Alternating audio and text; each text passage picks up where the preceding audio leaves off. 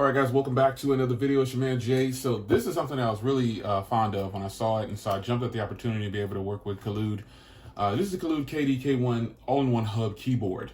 Now, what you're looking at here is a keyboard that has an HDMI port, a TF spot, you got an SD card slot, you got USB 2.0, and then you've got one USB 2.0 and three USB 3.0s. You got the two Thunderbolt ports, right? Thunderbolt 3 ports, one with pass-through, and you got the Type-C. So this is what the keyboard looks like. Now, I want to show you my current keyboard from Satechi. This is what I currently use. And you see the difference is going to be here that I don't have this center part on this one. It's kind of together, but I've got, this keyboard costs $80. It's a metal Bluetooth wireless keyboard, but it doesn't have any ports.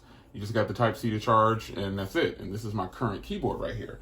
So that's why I jumped at the opportunity to get this keyboard when I could. So I have a link in the description.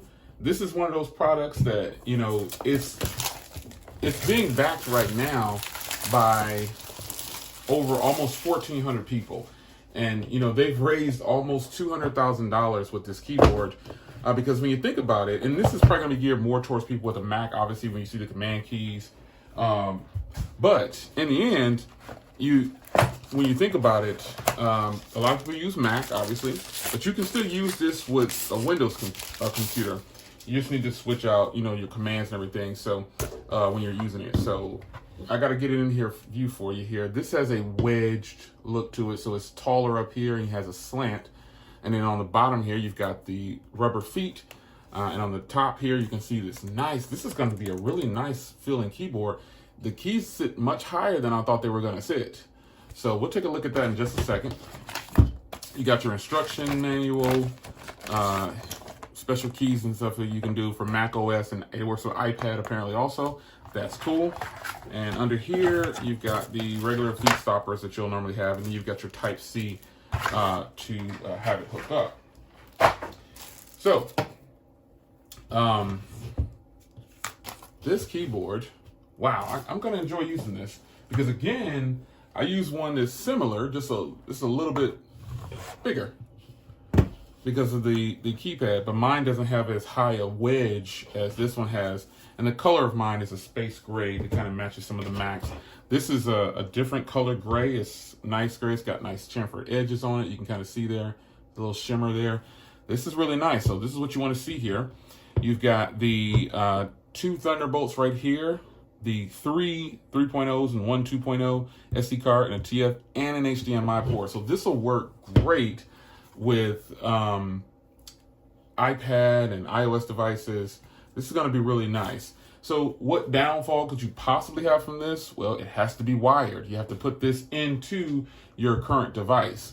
And so that's why you have this pretty lengthy cable right here to plug up into your device. It's a nice quality. It's not the longest, I guess, but it's a real high quality cable. And so for me, I'd have to plug this into my Type-C in the back of my computer here. Let's see here. And with this keyboard, I probably have to move my Mac Mini because I actually have my Mac Mini on the side over here, and I'll have to move it over. So I'll get it situated, and then I'll be right back.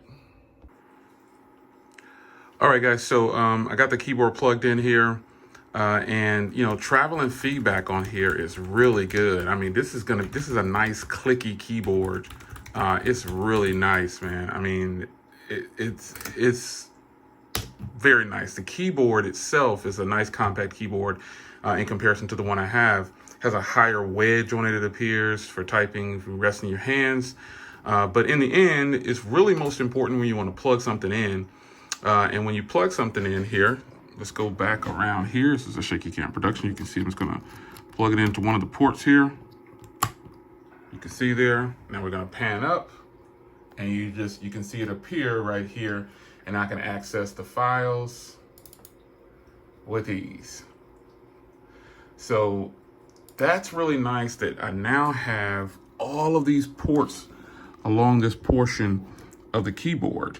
The only downside I see with this keyboard is I have to keep it plugged in order for it to operate. It's not wireless, which that's to be expected when you have something like this because it's an extension. It's a hub of your computer.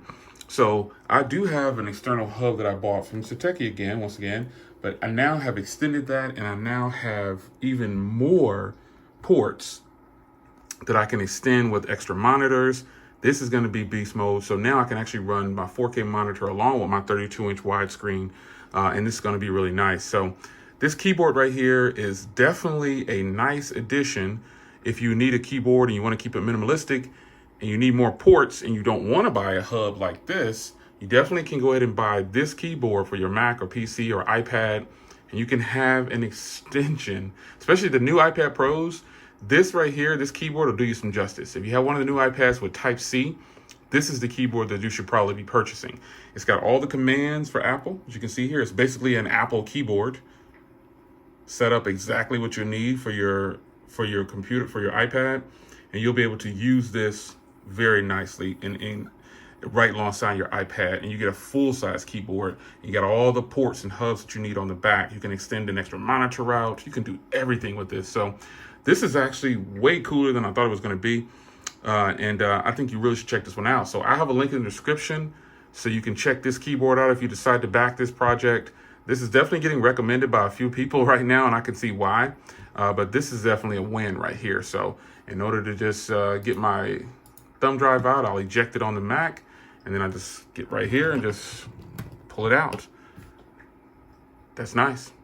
Anyway, I'll see you guys in the next video. Thanks for joining.